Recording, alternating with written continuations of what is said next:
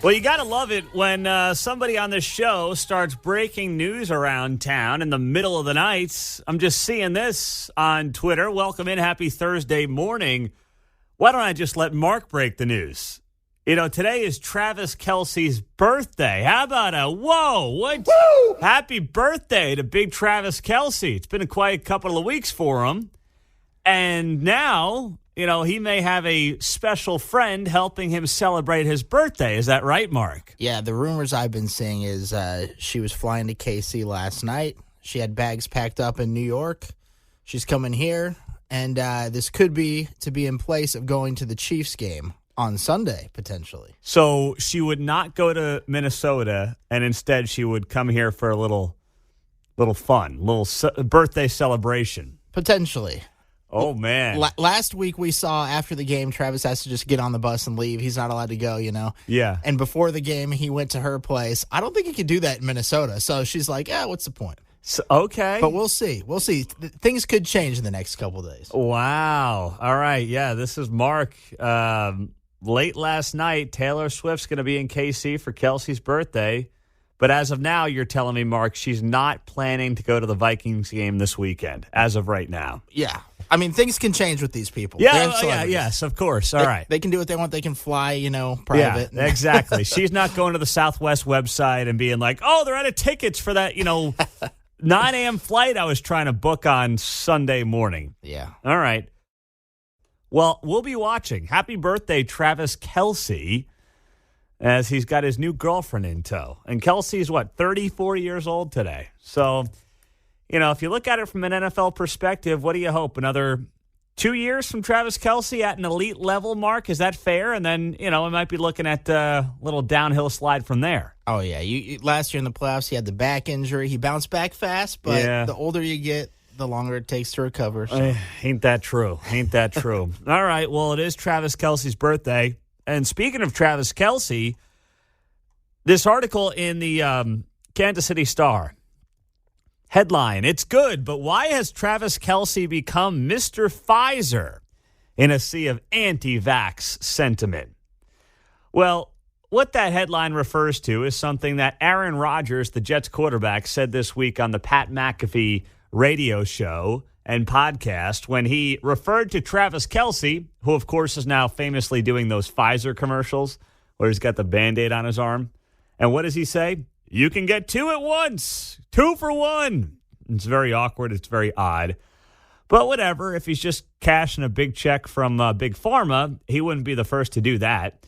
But here's what Aaron Rodgers said, speaking of Kelce on his birthday this week on the Pat McAfee show. Didn't have a crazy game, and Mr. Pfizer, we kind of shut him down a little bit. He didn't have, his crazy impact game. Obviously, he had, some yards and stuff, but I felt like for the most part, we played really tough on defense, especially the last 3 quarters. And that's pretty funny. That is pretty funny. Hey, Travis, you take the check, man, you got to get some crap, all right? That's how it works. Got to put on those big boy pants.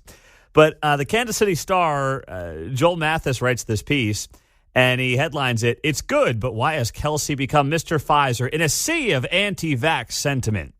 Let's be very clear. Yes, there are some people who have become full-blown, I won't even take a flu shot or take a leave in the wake of COVID. Yes, there are those people that, have kind of gone off the deep end, as far as I can tell, when it comes to every single vaccine in the world since COVID. But that's not the majority of us, right? And I say this as somebody who got it, to be very clear and highly transparent.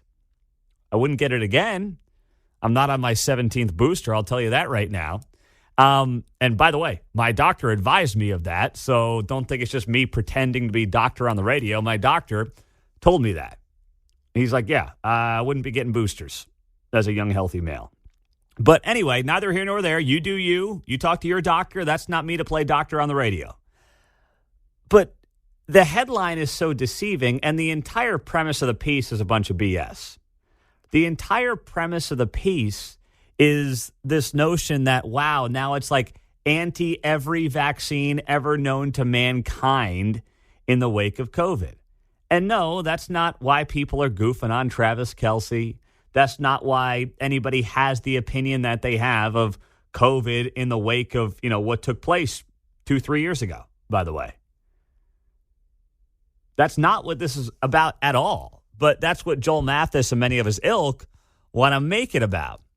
Right? He writes here, quote, I don't want to make too much of this. Kelce's not the first celebrity to do a paid partnership for a big company. There was a time in the not-too-distant past, he writes here, when encouraging Americans to get their vaccines would have been seen as not that big a deal, normal even. He says these days, though, vaccines are politicized and polarized. Folks who do their own research, air quotes, have decided they know better than their doctors. To make yourself the face of the vaccination effort, as Kelce did this week, is an inevitably political stance that invites criticism and mockery. And then the article goes on to rip Aaron Rodgers and also note in Kansas this year, writes Joel Mathis in the Kansas City Star, Governor Kelly was forced to veto a Republican bill that would have blocked the state from requiring COVID vaccines as a condition of school attendance. In Missouri, the state health department tried last month to acknowledge anti-vaccine sentiment with a little humor. Putting in quotes, COVID vaccines will be available in Missouri soon if you're into that sort of thing. If not, just keep scrolling. You're missing the entire point.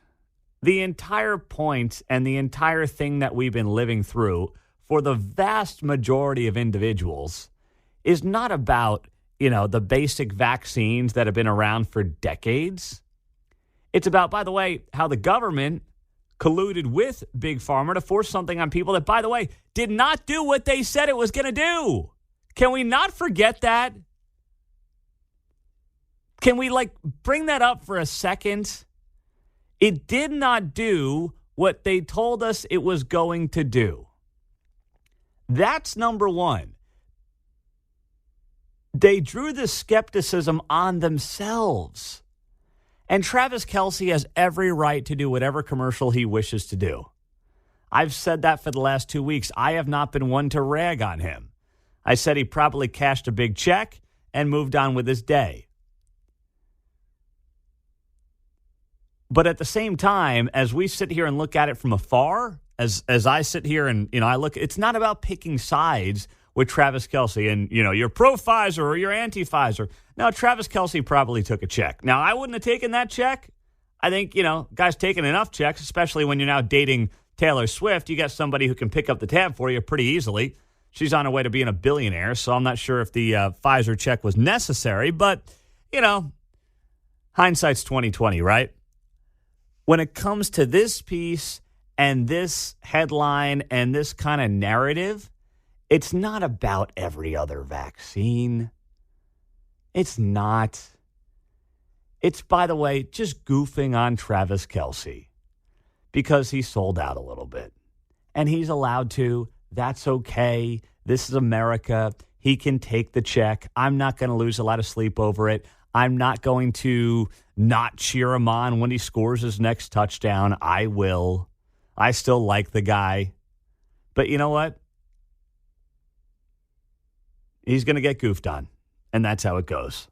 And he's got to accept that, John. It's kind of like a guy thing. Yeah. My fraternity was like that. Not every guy in there could deal with it. Yeah. Right? It's something Trump does. You throw out these nicknames. Mm-hmm. Aaron Rodgers sitting there, you guys, look at a group of guys, whoever messes up, you're not going to get away with. No. Right? You are going to be on the chopping block to be made fun of. And that's exactly where Travis is. Who accidentally fired a gun in our fraternity and hit a mattress, luckily, right? Nobody hurt. Seriously. Well, from then on, we're like, hey, look, a flock of Posturepedics going over the house. That kind of stuff happens, at least with guys. That's what guys do, man. Right? That's what guys do. And Travis Kelce had to know it was coming, by the way. There you go. As long as he knew it was coming, then you know what? It's all fair game, brother. But the leftist tiers in editorial boards around the country, come on. I mean, these people are jokes. Coming up, breaking news. We just gave you Mark's breaking news that he's reporting that Taylor Swift is in Kansas City today for Travis Kelce's birthday. The other breaking news here is what happened in the overnight hours on the border. Yeah, it's actually welcome news. We'll share it with you next. So 2 pieces of breaking news today. You had Mark on his Twitter page last night at about 11 o'clock announcing that he's hearing Taylor Swift's in Kansas City today for Travis Kelce's birthday, but she is not planning to attend the Chiefs-Vikings game this weekend. But it could change, of course. Mark threw that caveat out there like any good reporter would. Then you got this. Late last night, the Biden administration has waived 26 federal laws to allow border wall construction in South Texas. Whoa! Boom, boom, boom. How about this, baby? Now, think about how this would be covered if it was the other way around. If Donald Trump had announced that he was waiving 26 federal laws in South Texas to allow border wall construction. Oh, man, oh, man, oh, man. Racist! Hates immigrants! In this house, we believe no human's illegal. Such a cute soundbite. You know, you'd have a lot of that. But with Joe Biden, this came down at 10:50 last night. I was fast asleep when this news broke from the Associated Press. Wow, 11:50 Delaware time, huh? Yeah. Grandpa was up late last night or, whatever. The AP found out about it late.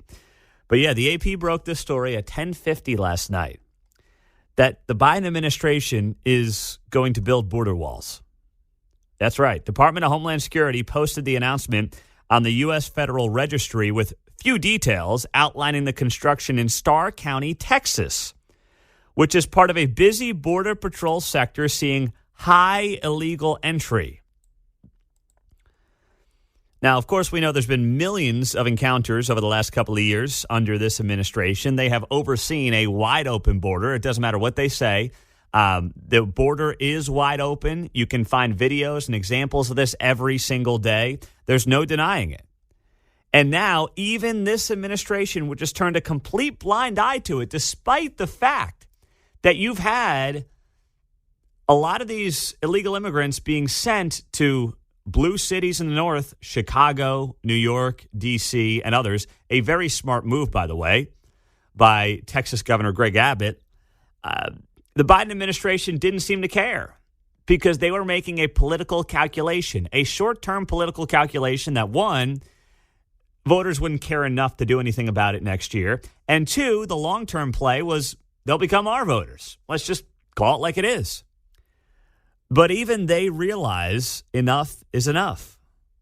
Alejandro Mayorkas, the feckless DHS secretary, stated in this notice late last night, there is presently an acute and immediate need to construct physical barriers. I get a kick out of that. They're not going to call it a wall, right? A physical barrier, they'll call it, and roads in the vicinity of the border of the United States in order to prevent unlawful entries into the United States in the project areas. Wow. These, you guys got some pair, I'll tell you. How dare you? This has been going on for 2.5 years. And now Mayorkas puts out this statement. Well, there's a presently acute and immediate need. Is this statement, did we lose this statement from September of 2021, October of 2021, and we just decided to pick it up on October 5th of 2023? These guys are unbelievable. So anyway, they are going to start building border walls now in Starr County, Texas. But there is a catch to all this. Well, some of the environmental groups are losing their minds. I kid you not. By the way, I will give credit to the administration, I guess, better late than never, on doing some border wall building. But, of course, this issue in particular, they have failed so miserably at. The fact that they're now finally coming around to this notion, it's embarrassing how late it is, but I guess I'll say this much. I didn't think I'd wake up today and be able to report and share with you that this administration is admitting we need a border wall. But here's the catch. There is concern with environmental advocates who say structures will run through public lands, habitats of endangered plants and species like the ocelot. Now, if I said your guys' lives depended on it, could you tell me what an ocelot is? I can. You can? Okay, hold on. Mark, could you tell me what an ocelot is? It's not, Don't answer. I'm going to let John answer. Yes or no? You think you I can? think so. All right, John, share with us what an ocelot is. It's a rodent. Yes, a spotted wildcat. Mm-hmm. Yeah. There you go. So now we might get delays on the border wall where you've got thousands of people every day flooding across the border, including potential criminals, potential terrorists. I don't deny the vast majority of them are just trying to live the American dream, but it's no way to run a country. You got to know who's coming in. And we may be delayed on building this border wall, which the Biden administration has finally woken up to as being a decent idea because of ocelots.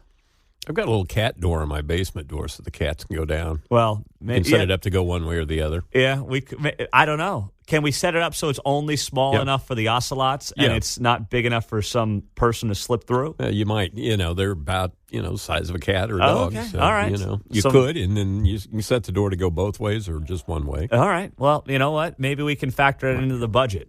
Yep. Mayorkas, let them know about John Anthony's cat Take care door. of that problem. Yeah, there you go. The ocelots will be just fine. So that's where we're at right now. Of course, the Trump administration got up about 450 miles of border wall, and now the Biden administration is admitting, geez, maybe that wasn't the worst idea. But for all the crying about how border walls are racist and you can't have walls and everything else, and oh my goodness, who would ever do such a thing? They quietly, in the middle of the night, announced that, yes, they are indeed waiving 26 federal laws in South Texas to allow border wall construction. Gosh, it is just so rich. And I'll take it. I will take it. 913-408-7710. That's how you join us here on KCMO Talk Radio, 710 AM and 103.7 FM. So we're going to keep it rolling here with that good news. It's been a great morning so far. It's Travis Kelce's 34th birthday. Apparently Taylor's in town. And Biden's actually waking up to build a border wall. Come on, man. News is coming up on KCMO, and the plaza is for sale. What does that mean for the future? We'll get to it next. Welcome in new ownership to the plaza. Hello, good morning. Happy Thursday. Mayor Lucas will be here in 1 hour. We will be asking him about this, but this is some welcome news on a Thursday morning. Broke last night. Some of the local media outlets here in town picked this up. I want to say it was late afternoon when this all came down. And that is that the plaza is being sold to new ownership. And the ownership group, some of you may have been down to this part of Dallas. The owners of Highland Park Village in Dallas, they are self-proclaimed as America's first shopping center, have reached a tentative agreement to purchase the plaza. Now, Ray Washburn and HP Village Partners are going to be the new owners. Now, this is very incestual in some ways. But Ray Washburn is married to Heather Hill. Heather Hill is a descendant of H.L. Hunt, the father of Chiefs founder Lamar Hunt. So, goes to show you, I mean, this stuff is very... there are ties to Kansas City, I guess you would say, in some respects. But on top of that, this is welcome news. Now, I have not been to Highland Park Village, but I did some Google imaging last night, and it looks like kind of Dallas's version of the plaza.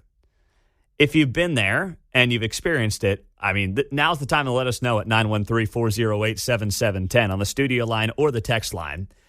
But according to people that, I spoke to last night that are in real estate in this town, they are very happy about this news.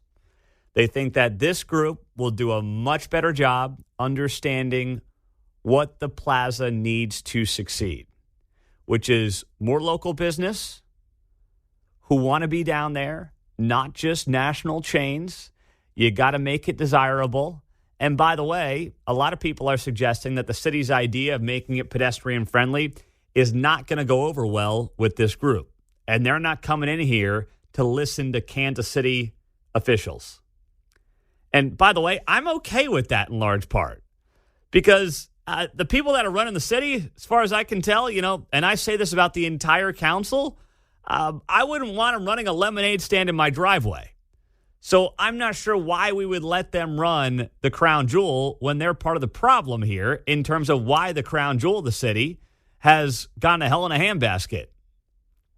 I mean, I would say I was driving through there a couple of weeks back, and I'm just eyeballing it here, but I would say the vacancy rate on the plaza is somewhere around 25%-ish, maybe 30%.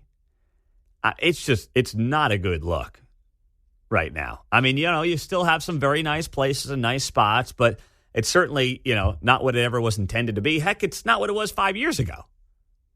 So there have been major problems down there. Some of that the fault of the ownership from people in real estate that, I've talked to about this, but a lot of faults are tied to things that they can't control, like 2020, like protests on the plaza that, began the downhill slide in many respects. So I don't know, and here's the thing. I don't know what this new group can do about that. This group out of Dallas that is buying the plaza, great. I'm glad they're coming in. I'm glad they're investing. I hope they have a vision. But this is kind of like trying to win a football game with 4 offensive linemen. You're going to have your issues. You're going to struggle, and you're not being put in the best position to win. And it's through no fault of your own. It's because of the people in charge. You can't do anything about the fact that Kansas City's down 300 to 400 cops. This is true, but as you like in a sports analogy, this is an owner with maybe deeper pockets and money talks. It gets things done. Okay. How about yes, that? I like that. So the potential looks much better, at least. I like that. Some optimism. I love the optimism. Reason for optimism. I want to be optimistic. I want to. Yeah. I'm with you there, John. I want to be optimistic about this. I want this group to come in here and completely turn around the plaza. I want us all to be going down there, not worrying about crime, knowing that there's local shops to go to that maybe you can't get in other parts of town. I want that to be the case for the city. I want that to be the case for the plaza itself and all the small businesses in and around the area.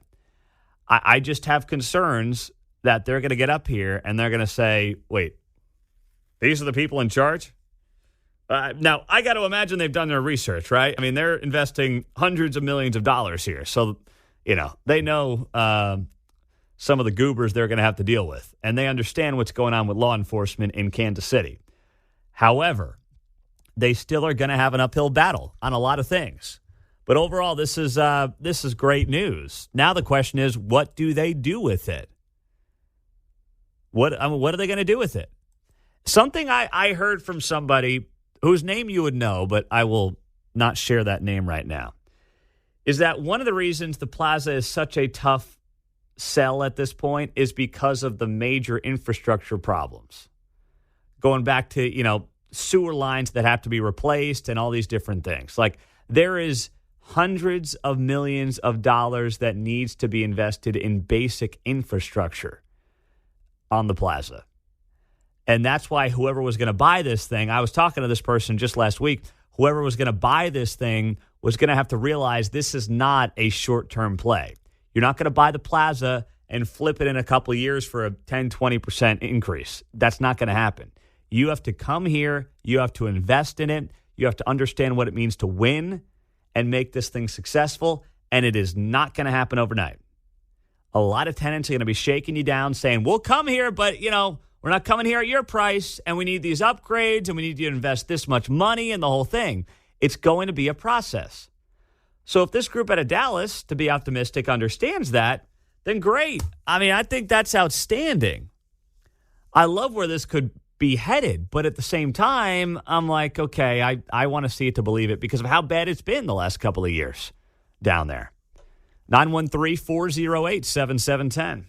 Yeah, their Dallas property looks similar, like you say, so it seems they've experienced a similar plan there. They're calling that the oldest shopping center in America. I think the Plaza lays claim to the very same. Yeah. But interestingly enough, there may be some parallel histories and experience to draw on for the Plaza. Exactly. And that's where I'm hoping that if they've done it down there with a similar property, they can come up here, they can have success, And then they're able to, hopefully turn this thing around, because that's what we all ultimately want. It's in all of our best interests, by the way, to turn the plaza around. Taylor needs someplace to shop. In KC, that's right. Yeah, I wouldn't want her only going to the suburbs. I mean, Quentin Lucas, the guy needs his earnings tax. He needs his sales tax dollars there. So yeah. Let's make sure that Taylor helps him out down there on the plaza. That way she's not going to Town Center or Zona Rosa and places like that. That's critically important. So welcome in. The text line, 913-408-7710. Pete, put a satellite police station in one of those empty stores on the plaza. Visual presence, if nothing else. I like that idea. Kind of like a, what do they call those things? Like pop-up shops? You could have a pop-up police station right down there on the plaza. Now we're talking. That'll scare the criminals away. Make it cool, like the what is it? The NCIS in LA one. Oh yeah, they're like in that old building. That's like, that's a unique police station looking place. Put it right where the Starbucks used to be. Didn't they shut down that Starbucks? Is that still there on the plaza? I thought they shut that one down. Through. But either way, that's like a perfect spot for a police station if that Starbucks is shut down, which I believe it is. I think that was one of the ones they shut down. All right. We got some good ideas rolling through here. I like where you guys are at.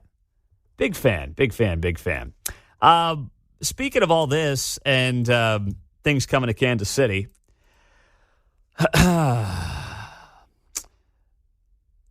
Woke 41 Action News. I told you about this yesterday. They took a trip down I-70 to take a look at what the Cardinals have with their ballpark village and try to apply this to the Chiefs and the Royals and their future, but specifically the Royals, right? And what the Royals may do with their ballpark village that they want to build. And I don't think it went as well as Woke 41 hoped it would go, but they had no choice. They sent a reporter to St. Louis. They were going to run the package. We'll share that with you coming up on KCMO Talk Radio. Jay's $1.4 billion now for the Powerball on Saturday. Just heard that on Fox News. I've never bought a Powerball ticket in my life. I don't know. Not my thing. Don't care. I'm not going to waste, even if it takes 2 minutes to go buy one. I don't see a point in wasting 2 minutes of my life and $2 of my life for a 1 in a billion chance of winning $1 billion. I don't know. It just doesn't appeal to me. If that's your thing, that's cool. I don't know. I've never bought one. I've never been really compelled to buy one. It's not like I think about it when I hear about a $1.4 billion jackpot. Plus, if I win it, then I'd be compelled to not do this show. I'd miss out hanging out with John and Mark, and, that wouldn't be any fun. So I got to keep myself rocking and rolling to come here every day, talk about the big issues that Kansas City's caring about, And I don't want to miss my buddies here. That wouldn't be any fun. So it's just, I don't know. But if you're going to play, Godspeed. I hope you win. And then you become an advertiser here on KCMO. Oh, you could fix up the place out in Salina for sure. That's true. Make it a little more appealing. There would be really nice. A couple boats. That's a great point. That's a good one. With $1.4 billion, I could do a lot with that property. I'll tell you that right now. All right. Are we seriously going to talk about Donald Trump as Speaker of the House? No. It's fun. It's fun. Yeah, it's fun. And I love how Trump was asked about it yesterday because, Kevin McCarthy's out, so now these hooligans in D.C. got to figure out who the Speaker of the House is going to be. It's fun to talk about. Trump commented on it yesterday, and here's what the big guy had to say. All I can say is we'll do whatever's best for the country and for the Republican Party. Would you take a job? People. Would you take and say, we have some great people. Would you take the job? A lot of people have asked me about it. I'm focused. We're leading. I don't know you. I'm sure you don't read too much in the papers. But we're leading by like 50 points for president. My focus is totally on that. If I can help them during the process, I would do it. But we have some great people in the Republican Party. So that was Trump yesterday as he was walking out of court being asked whether or not he'd be interested about, Speaker of the House. And you hear him say there, he did the classic, oh, people are asking, he did that whole thing. And I'm sure people are asking.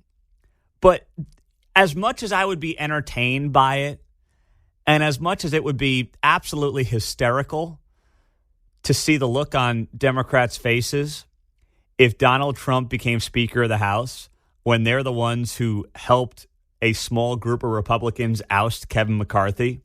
I mean, it would just be gold, right? Could you imagine the look on their faces after they vote in unison with 8 Republicans to get rid of Kevin McCarthy and they get Donald Trump as Speaker of the freaking House?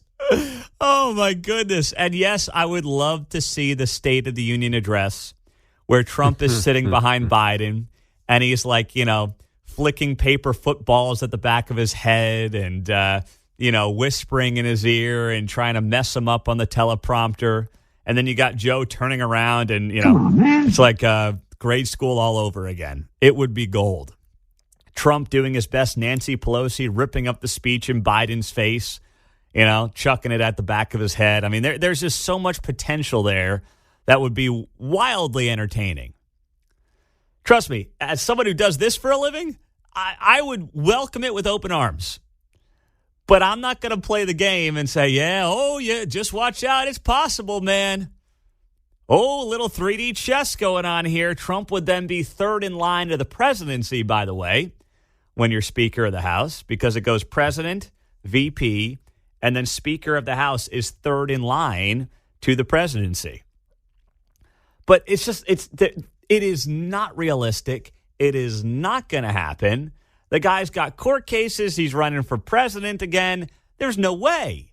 And by the way, a lot of Republicans, let's just admit, a lot of Republicans wouldn't vote for him. They basically need somebody that every Republican will vote for to become the next speaker, because the Democrats are not going to do him any favors. They want this chaos to continue without a speaker for as long as possible because it helps them. It helps them and their media friends as well. It's good for all those folks. So they're not going to go anywhere. They're not going to help out in any way. And there's not going to be consensus as Trump being speaker. So it's fun to talk about, but I promise you that thing is dead. But I love how Trump kind of hypes it up too. Now, I don't know if you heard Newt Gingrich yesterday. Of course, Newt was, at least in my lifetime, and geez, possibly in modern American history, I would say he was the most effective Republican Speaker of the House. Not even close.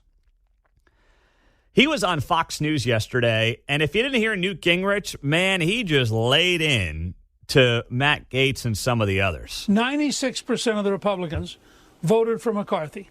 4% voted against him. From my position as a longtime Republican activist, they're traitors. All 8 of them should, in fact, be primaried. They should all be driven out of public life. What they did was to go to the other team to cause total chaos. We ought to be focusing on Biden. We ought to be focusing on the economy. We ought to be focusing on the border. Instead, you're going to get a week or 10 days of the media focusing on Republican disarray. It's an astonishingly destructive behavior by a handful of egocentric people who think they're superior to 96% of the conference. Whoa, Newt! Holy smokes, Newt Gingrich bringing the heat. I didn't know Newt still had that in him. Calling them traitors and they should be, banished from public life. I mean, that may be a bit much there, Newt. But I understand his overall point. I have been talking, we've obviously all been talking about this for the last couple of days. It has been the lead story in this country on the news front. And while I have been sympathetic to some of the requests from Matt Gaetz and some of the issues that he's brought up, I never felt like he had any kind of a plan here in any of this. And it still doesn't appear to me like he does have any plan in any of this. And that's been the biggest problem thus far. By the way, the bill that Kevin McCarthy originally wanted to get through, that Matt Gaetz and others wouldn't vote for, had more spending cuts in it than the one that McCarthy ultimately had to go with and get the Democrats' support to move ahead with. That's the frustrating part, right? Like when Matt Gaetz is talking about how we got to rein in $33 trillion in debt, he is spot on, man. He is absolutely right. But you also have to be realistic in terms of what you're working with here. And what you're working with isn't a strong hand. You don't not have a lot to work with when it comes to a Democratic Senate and a Democratic White House. You know, you got Pops in the White House there. He's got to sign whatever you send to his desk, ultimately. And you're not going to get a lot done in this environment. Maybe next year if things change in November of 24, but not right now. Not right now. So Newt Gingrich going all in, calling Matt Gaetz a traitor. I mean, geez. 913-408-7710. It is 7:13. Welcome in. Happy Thursday morning. Quentin Lucas joining us at the bottom of the hour, 7:35. He'll be here on KCMO Talk Radio, 710 AM and 103.7 FM. Plus, of course, we're on your smartphone and your smart speaker as well. I don't know if you saw this. I got hundreds of thousands of shares. You know, Airbnb, right? Well, there's somebody who has been squatting in a high-end Airbnb for 500 days. Can't get him out. What a world. Criminals do what they want. You hang out in someone else's home. You can't get out of it. I mean, it's a total mess. We'll get to that coming up next. California is a beautiful place. It really is. I mean, I have a brother-in-law who lives there. I've been there a couple of times, but gosh, you really couldn't pay me enough to live in that hellscape. And if you need another example, here it is. Airbnb. All right, we all know it by now. You've used it. Maybe you've, been on the other end of it, renting out an Airbnb, whatever it might be. Well, an Airbnb guest is refusing to leave a Los Angeles home. So here's what happened. It was September of 2021 that Elizabeth Hirschborn rented a long-term stay at Sasha Jankovich's Brentwood guest home. Now, first off, I don't want to judge anybody, but if you got a house in Brentwood, O.J. Simpson's old stomping grounds, you really need the money to rent out a guest house at $105 a night? Really? I mean, if you live in Brentwood and you got to rent out your guest house, you might be living a little high above your means. I'm not the financial advisor here. I'm just suggesting that you might want to roll back some of your lifestyle if you got to rent out your guest house for $100 a night. So anyway, this individual, Elizabeth Hirschborn, rented out this long-term stay at this lady Sasha's Brentwood home. $105 a night, 6-month stay. That's about $21,000. So Elizabeth's Airbnb stay ended in April of 2022. Well, she's been living there ever since rent-free. A year and a half, and the owner of the home cannot get her tenant out of her guest house in Los Angeles after a year and a half. Now, why is that? Well, a judge ruled that under LA's rent stabilization ordinance, the homeowner, Jankovich, has no legal reason to evict Elizabeth Hirschborn. Under LA's recently adopted just case ordinance. And basically, if she wants to get this person out of her guest house, the homeowner has to pay a $100,000 relocation fee. I am not making this up. This is from the LA Times. It's been picked up by other outlets around the country. This lady owns a home, and she has somebody in her guest house who has not paid her a dime in a year and a half. She can't get rid of her. And a judge rules that the only way she can get rid of somebody who is illegally staying on her property is to pay a 6-figure relocation fee for this individual. This is the most un-American thing when it comes to home ownership that I've ever heard. And of course it's happening in California.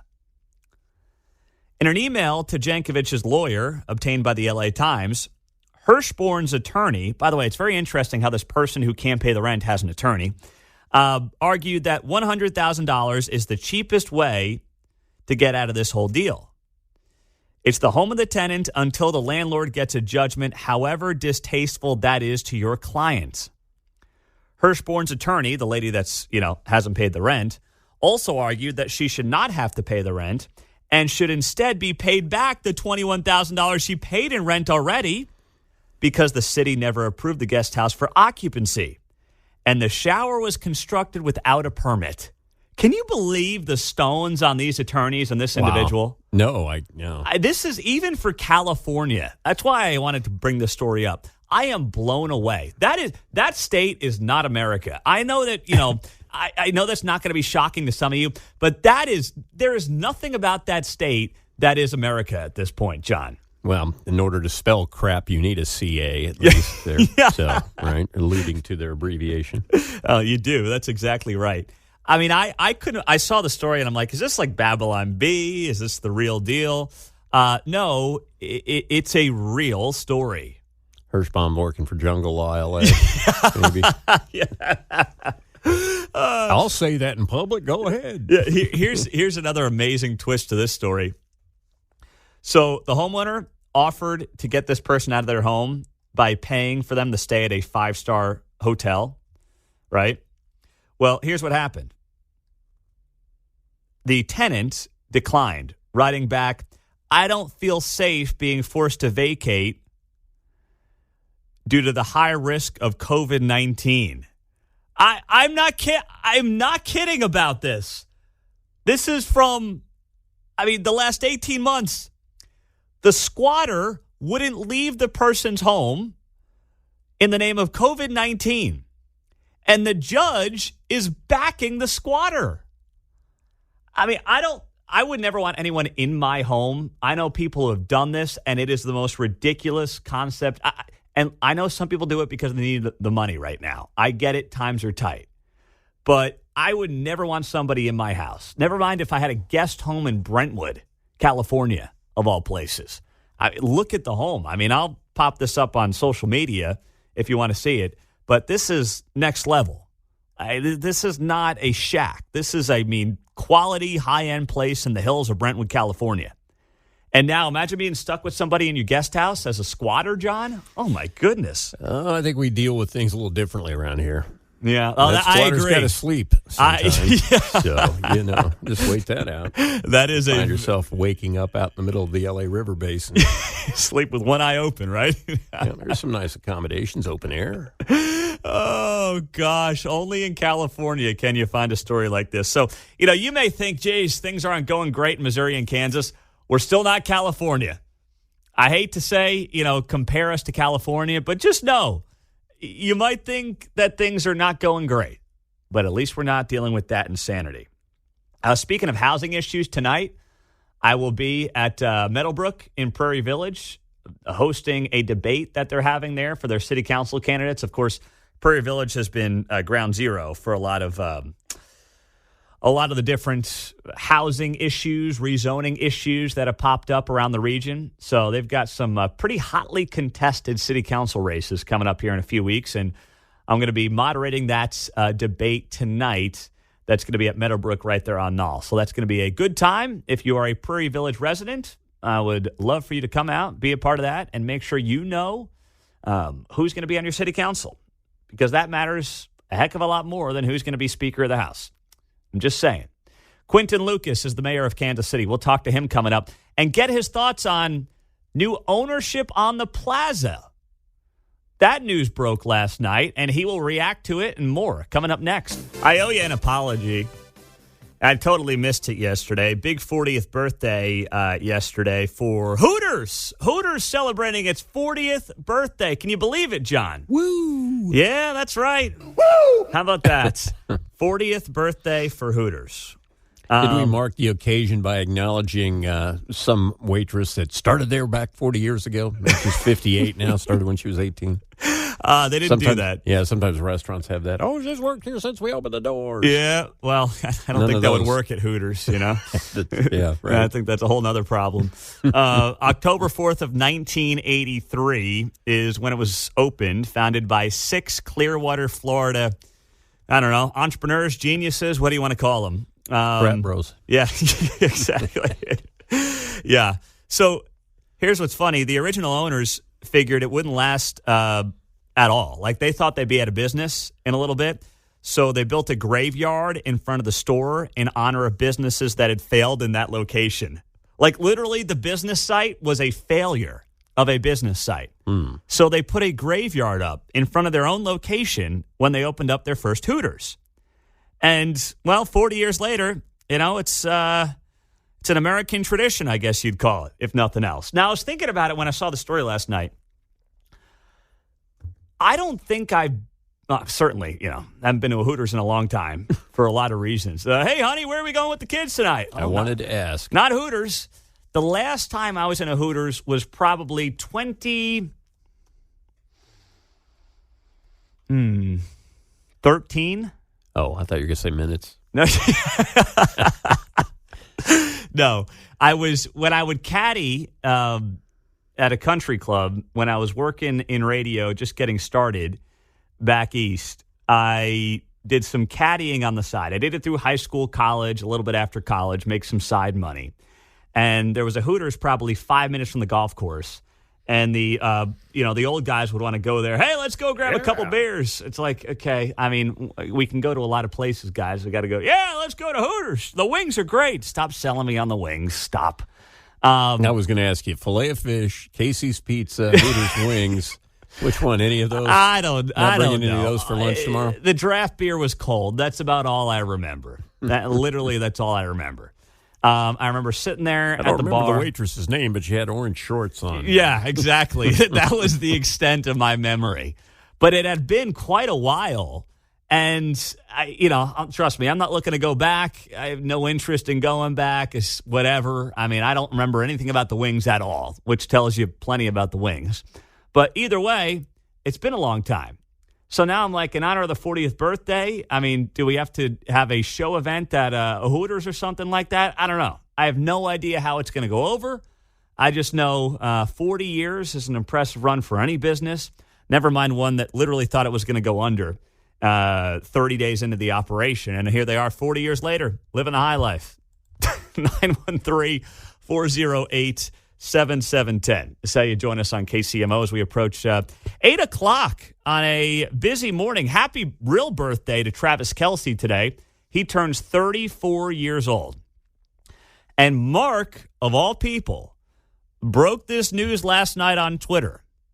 Why don't you share it with the audience there, Mark, since you're the guy breaking the news here in town on this one? Yes, the rumor is Swift will be here for his birthday today and potentially take her away from Minnesota so she won't go to the game on Sunday, since everybody's complaining about it.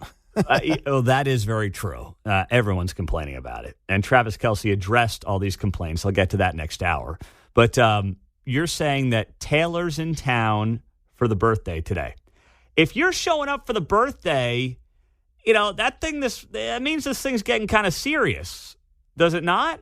The relationship's going next level.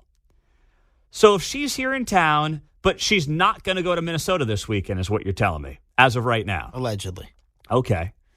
People are sick of seeing her. Gosh, CBS has got to be upset about that.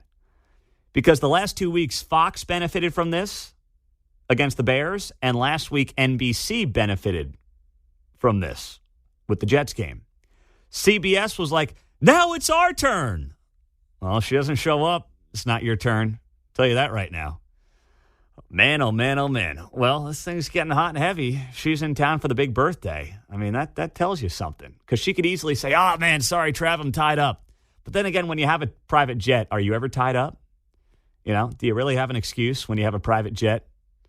Flying a municipal, and he lives like 5 minutes away, according to some of the tabloids. So it's a hop, skip, and a jump for Taylor Swift. All right. We'll keep an eye out for Taylor in town today, north of the river. 913-408-7710. So why do we allow what our gut tells us to be true? Why do we allow our gut, which tells us something, to be wrong based on the craziness of the world we live in today? I'll explain that next. You got to keep that head on a swivel. Good morning. Welcome in. Happy Thursday. Great to have you here on KCMO Talk Radio. If you haven't seen the story, it's a really sad story, but it's part of a bigger conversation I want to have with you here on KCMO. So, Ryan Carson, 32-year-old activist, tragedy. in New York. He was sitting at a bus stop in New York at 4 a.m. over the weekend, or not even the weekend, 3 days ago, with his girlfriend. And they're sitting there at the bus stop, and they're waiting. It's 4 a.m. in Brooklyn, New York. Probably not a good idea to be out and about. But apparently they were coming home from a wedding. And this crazy man, black male, hoodie, walks by him. And they get up and they kind of start walking in the direction of the guy who just walked by him. The crazy man starts kicking scooters on a street corner. And then he looks back at Ryan Carson. And he says, "What are you looking at?" And he's like, "Nothing, man, nothing." And this crazed individual takes out a knife. And he comes at Ryan Carson. And for no reason whatsoever, he stabs this guy to death. And this guy, once again, was an activist. That's kind of why the story became a thing, because he was a prominent activist, you know, kind of a defund the police guy and all that kind of stuff. And I'm not here to talk about that. I mean, it's tragic. I'm not going to be like, "Oh, yeah, man, you got what you deserve." That's completely inappropriate. And by the way, the guy did stand between the crazed attacker and his girlfriend, which is admirable. So you got to give that much to him. But the broader conversation here is about how we live in a climate, and we've been told to live in a climate where we should not trust our instincts. And that's true whether it's here in Kansas City or whether you're in New York City. And I have two examples of that I will share with you. But I heard Matt Walsh talking about this yesterday. He's on at 4 o'clock here on KCMO. And I want to play a minute of what Matt Walsh had to say, and then I'll give you a local example of this very thing that involved me less than a week ago. You know, according to leftism, when our gut says that guy looks dangerous or don't walk that way or this seems kind of sketchy, we're being driven by the racism embedded deeply in our subconscious, and we should ignore it. You know, the proper response, they say, is to ignore what our gut is telling us and charge ahead. And this is not a straw man. Like, go up to any DEI professional and ask them. Show them the first part of that video before we get to the stabbing and the guy going crazy. You got the two white guys the white people on the bench. Lone black male in a hoodie walks by 4 a.m. in the city. And ask one who works in DEI. Would it be okay for those two white people on the bench to look at that guy and say, "You know, I think I'm going to go I'm going to cross the street"? They will all tell you no. No, if you do that, you're racist. No, you have to decenter your whiteness and dismantle white supremacy. Well, Matt Walsh is absolutely right about that. I mean, he is totally spot on about that. The DEI nonsense of, geez, if your gut tells you this is not a comfortable spot for me to be in for whatever reason, well, you know, you're secretly a racist, and we need to knock the racism out of you. Now, odds are, if you're sitting on a street corner in New York or Kansas City at 4 a.m. and somebody walks by you with a hoodie on, the odds are you're not going to get stabbed to death. However, if the situation feels uncomfortable for you because you're out on a street corner at 4 a.m., you should not feel like, well, that person has a different skin color than me, and if I feel uncomfortable, that's secretly my racism talking to me. Therefore, I shouldn't do anything because I don't want to be secretly a racist. I've got an example of this 6 days ago. We went out to dinner 6 days ago in Kansas City, Missouri. We were in Brookside. Great Italian restaurant in Brookside. I could name it, but I'll pass for now. Some of you in that area are probably going to know what I'm talking about. So we leave the restaurant probably 9 o'clock at night. And, you know, for us, 9 o'clock on a Friday, I'm about conked out anyway. So I'm ready to go to bed. But I said, you know, let's walk around for 5 minutes, walk off the food, whatever. So we were walking around Brookside for 5 minutes, right? And guy's coming down the street towards us. He's clearly mentally unwell. He happens to be black. Wasn't the reason I made this decision I ultimately made. But he's singing to himself. He's yelling at himself. He's clearly homeless. And I said, we're crossing the street. We're going to cross the street and go the other way. I mean, he was probably 100 feet away when we both made the decision. Hey, we're not going to just walk past a guy like that, we're going to cross the street. Does that make me a bad person? Would my, if I took a DEI class, would they say that's my inherent racism? Or is that me just evaluating a decision and saying, if I can walk on the other side of the street and cross here, does that make more? No, that's just using my gut instinct to tell me what's the best decision in that moment. And I don't regret it. And I'm not going to have some, woke DEI coordinator coming up to me and telling me, you shouldn't have crossed the street. Your implicit bias is showing. No, I'm making the decision that, by the way, doesn't offend anybody, shouldn't offend anybody, that puts me in the best spot to keep this enjoyable 5-minute walk going, John. You're taking the path of least resistance. I think that would be my choice. Yes, That's all it is. The path of least resistance. You got a chance of an encounter when you come across that individual, based on experience. That's it. And I'm thinking about this too, before we started this show almost 6 years ago now. For those of you that may not know, spent 5 years in New York City working at CBS Radio and Fox News and doing every shift in the books. Overnights, mornings, nights, afternoons. I mean, I was doing it all. And I would do the overnight shift quite a bit, midnight to 6 a.m. That means I was getting in at 10 p.m. and, sometimes I'd be running out to my car at 4 a.m. I had done every shift in the book. So I had been driving in, mass transit, whatever it might be, at all hours of the night. And same thing. If I thought I was walking into an uncomfortable situation, I would remove myself from it. I would make a decision to cross a street, to turn around, to wait in a vehicle for somebody to pass. That's what I did. Because and that's not me being special. That's what common sense tells every one of us to do. I didn't care if the person was white or black. That was irrelevant to me. But, if I felt like the situation was uncomfortable, I'd make a decision. But now we're in an environment, and Matt Walsh is exactly right, where if you feel that way, if your gut tells you something, well, that's secretly your bias telling you something that you should not believe. And that's just ridiculous because that's good to have that mentality. You can make yourself feel better if you want. I would have just thought, tweaker on a binge, I'm not crossing his path. Yeah. Right? That works as well. Don't have to filter anything else beyond that. Dude out of his mind right here. No telling what's up. Yep. I've been out at Power and Light, and I've crossed the street because I don't want to be within a group of ladies that's out for a bachelorette party. So I've been in that boat before.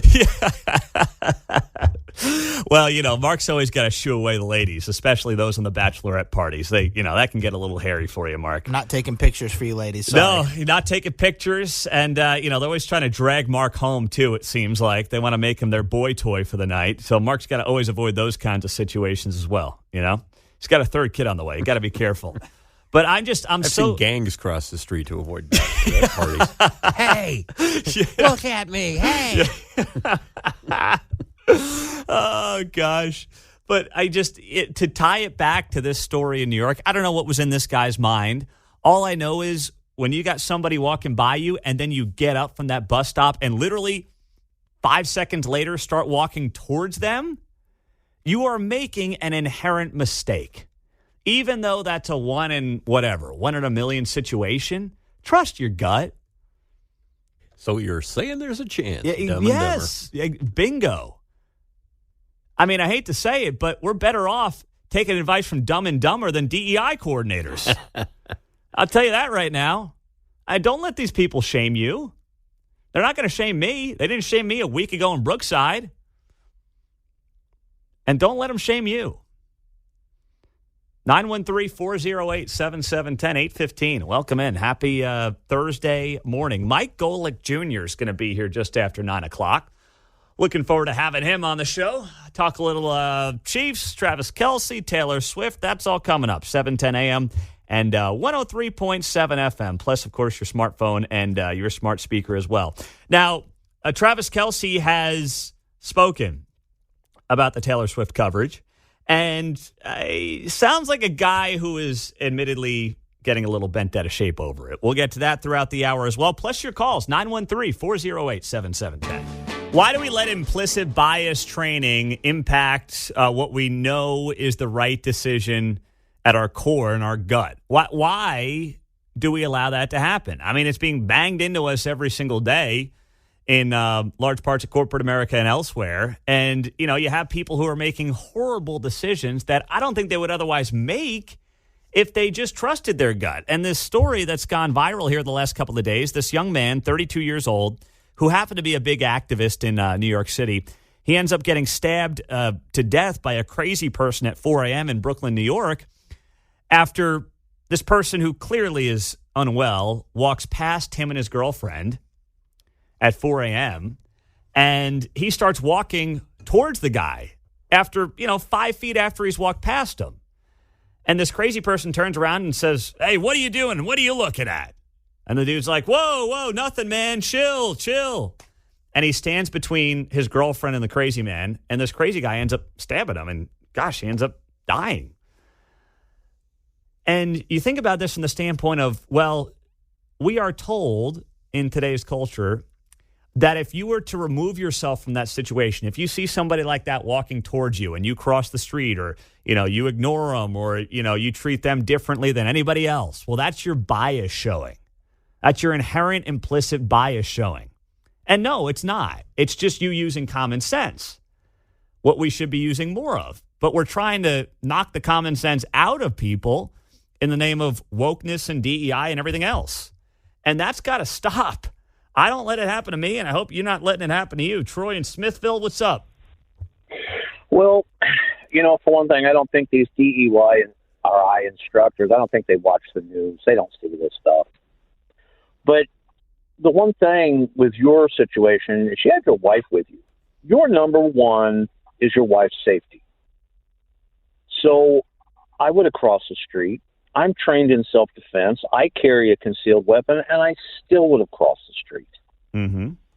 It's just what you should do, because you want to avoid problems. You don't want to create them. Yeah, you're absolutely right. I mean, you want to avoid them. You want to protect the people that you're with. And if you have an easy way to potentially avoid a situation that, even if it's just getting yelled at, I don't feel like getting yelled at by a homeless guy after having a nice dinner. I don't feel like dealing with that. I don't want to be uncomfortable for 2 seconds walking past somebody. So if I can avoid that, why wouldn't I take advantage of it, Troy? I know I'm preaching to the choir here, but that's the world that we live in now. This is true. It is, my man. Thank you. You bet. No, I'm glad you guys are okay. We're fine, my man. 913-408-7710. It was never in doubt. It's just, I was thinking about Matt Walsh's example. I was thinking about this story, and then I thought, geez, that was me 6 days ago in Brookside, walking down the street saying, we're going to cross the street.